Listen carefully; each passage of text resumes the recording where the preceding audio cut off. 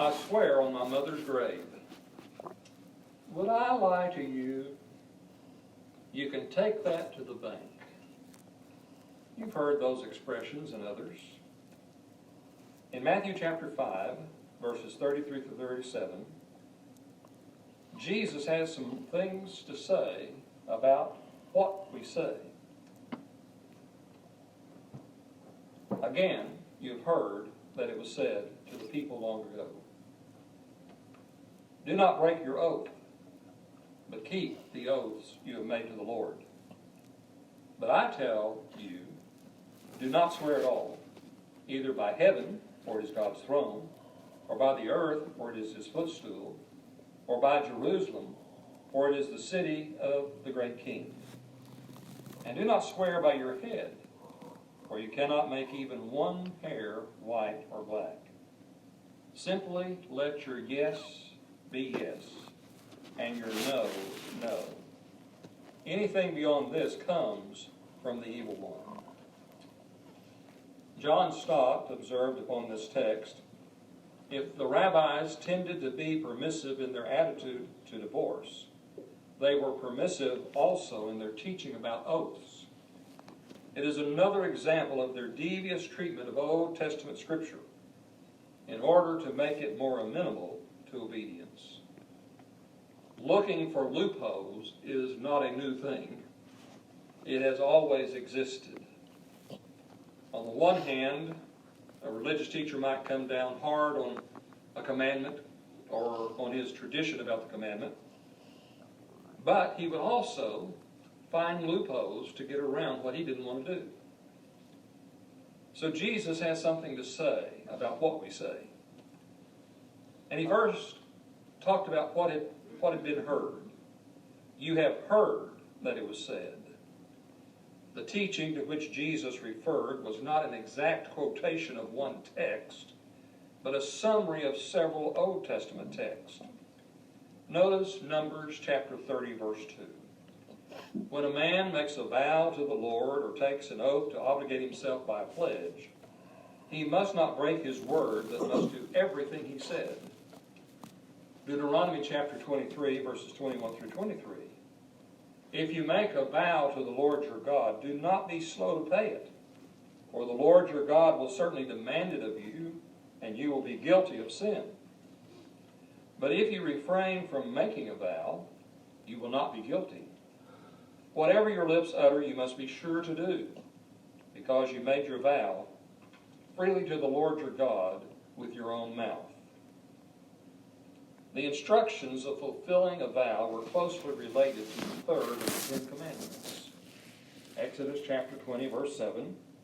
You shall not misuse the name of the Lord your God, for the Lord will not hold anyone guiltless who misuses his name. If you use the name of the Lord in taking an oath, you had better keep that oath. Leviticus chapter 19, verse 12. Do not swear falsely by my name, and so profane the name of your God. I am the Lord. If you make a statement, make an oath, calling upon the name of God, you better be speaking the truth. You better keep that oath. Perhaps there's even a connection with the ninth commandment. Exodus 20:16. You shall not give false testimony against your neighbor. D.A. Carson observed, the Mosaic law forbade irreverent oaths, light use of the Lord's name, and broken vows. While the word oath and the word vow had specific meanings, they were often used interchangeably. Jesus says, okay, here's what you've heard. Do not break your oath. Keep the oaths you made to the Lord. What does Jesus say? The Jewish teachers had developed an elaborate system of which vows were binding and which ones were not. And Jesus offers a scathing rebuke of this practice over in Matthew chapter 23, verses 16 through 22. Matthew chapter 23, verses 16 through 22. Woe to you blind guides, you say, if anyone swears by the temple, it means nothing. But if anyone swears by the gold of the temple, he is bound by his oath. You blind fools, which is greater, the gold or the temple that makes the gold sacred? You also say, if anyone swears by the altar, it means nothing. But if anyone swears by the gift on it, he is bound by his oath. You blind men, which is greater, the gift or the altar that makes the gift sacred? Therefore, he who swears by the altar swears by it and by everything on it. And he who swears by the temple swears by it and by the one who dwells in it. And he who swears by heaven swears by God's throne and the one who sits on it. Jesus had some things to say about the taking of oaths, didn't he? A key distinction had been made regarding vows made and whether God's name was actually used or not. The Jewish rabbis taught that if God's name was used, the vow was binding. But if his name was not used, the vow was not binding. As a result, they did not hesitate to swear by heaven, by the earth, by the city of Jerusalem, and even by their heads, that is, by their lives. They said that one was not obligated to keep that kind of vow. It's somewhat like our childhood practice of saying something with our fingers crossed behind our back. We say it, but we don't mean it. Jesus said none of the things they swore by could be separated from God. You know, nothing in life can be separated from God, even including the tiny hairs on our head, whether they be black or whether they be white. Rather than trying to decide which oaths were binding and which were not, Jesus said, do not swear at all. I say to you, do not swear at all. Well, what Jesus is saying then makes it very clear. Your yes should mean yes, and your no should mean no. An oath should not be necessary. The half-brother of Jesus, in his letter, James chapter 5, verse 12, had this to say, above all, my brothers, do not swear, not by heaven, or by earth, or by anything else. Let your yes be yes, and your no, no, or you will be condemned. The source of frivolous oaths is evil. Jesus says, let your yes be yes, your no, no. Anything beyond this comes from the evil one. It comes from Satan, or it comes from an evil thing, such as the heart. The only reason frivolous oaths are necessary is that we live in an evil world where falsehood is common. Now, Jesus' teaching does not forbid all oaths.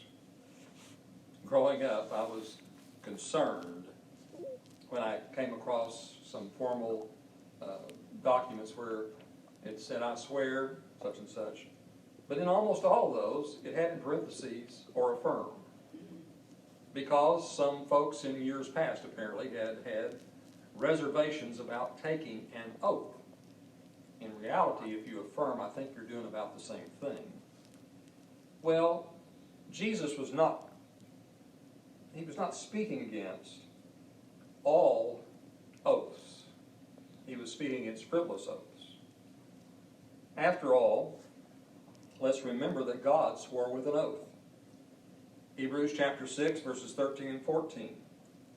When God made his promise to Abraham, since there was no one greater for him to swear by, he swore by himself, saying, I will surely bless you and give you many descendants. And so after waiting patiently, Abraham received what was promised.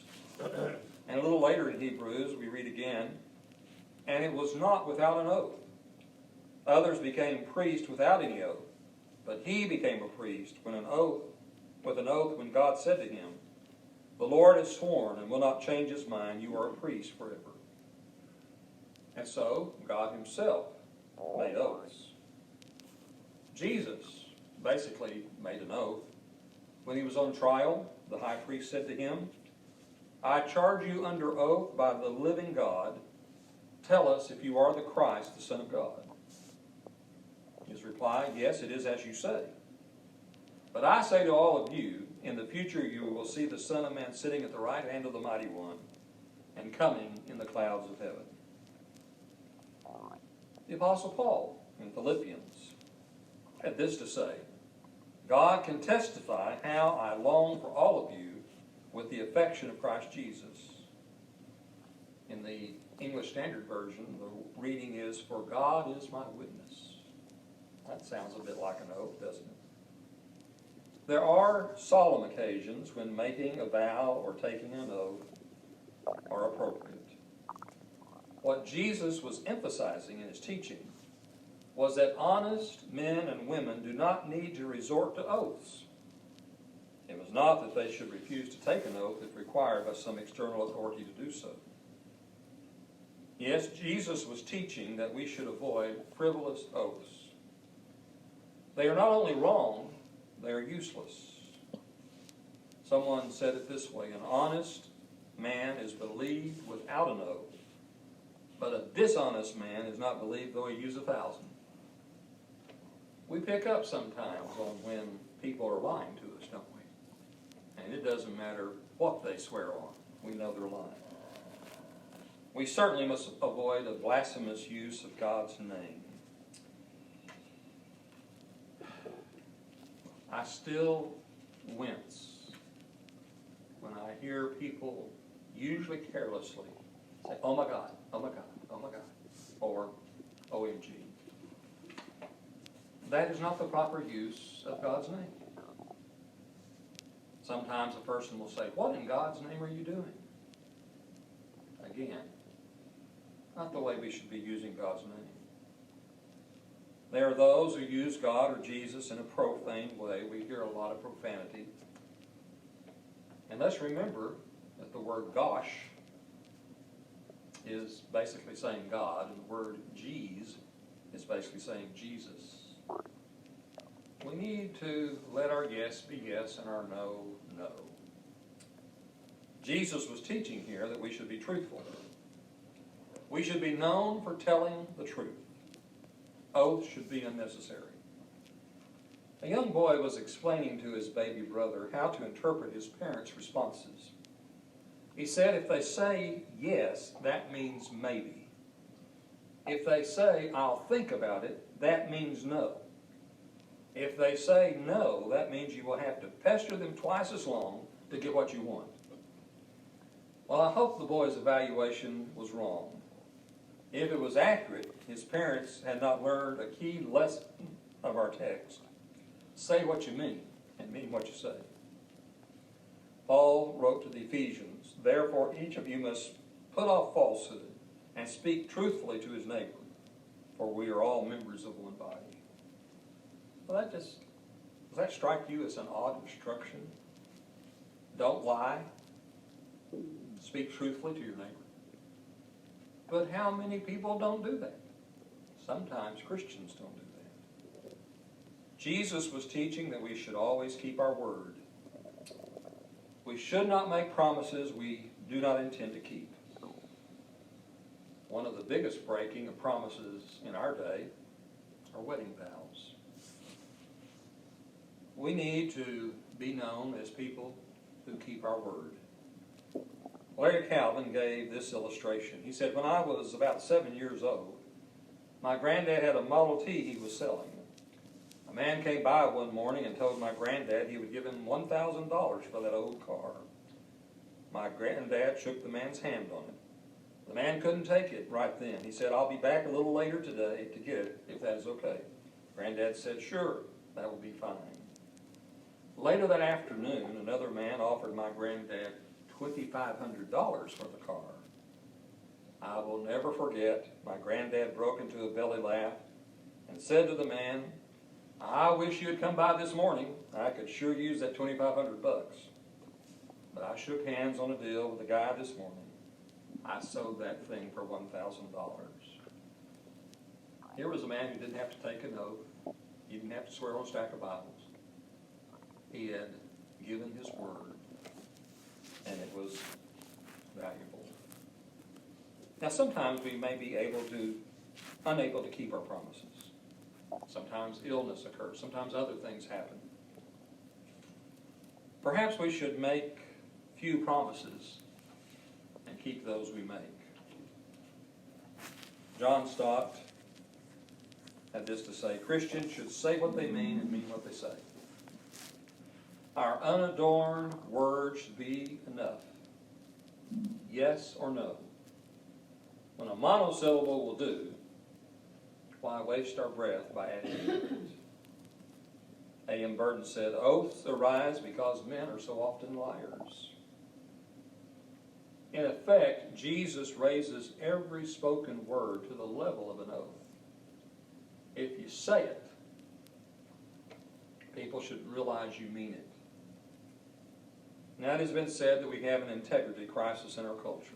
That's an understatement, isn't it? We never know anymore whether we're being told the truth or not. What's the old joke? How can you tell if a politician's lying? His lips are moving. It's apparently true of others besides politicians. When someone is doing business with us, we're doing business with them. There's all that fine print we need these days because we can't trust people. We should be trustworthy. Our word should be gold. As Christians, we should be careful in our use of speech. Basically, when it comes to your mouth, open carefully.